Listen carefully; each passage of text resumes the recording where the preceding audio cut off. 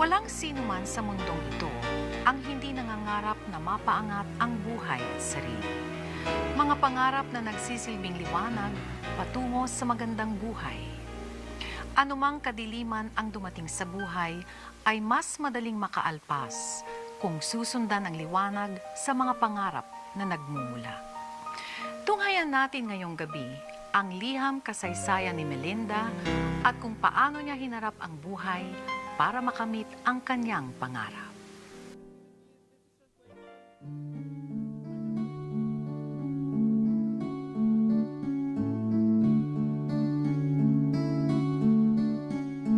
Sawa na ako sa mga pakiusap mo, ate. Kasi parang awa mo na. Sige na, makakabayad din kami. Kinapos lang kami talaga eh. Diyos ko! Sawang-sawa na ako dyan. Sinabi mo yan sa akin na mamatay si Kuya Berting. Ngayon, 6 na buwan nang nakakalipas, ate.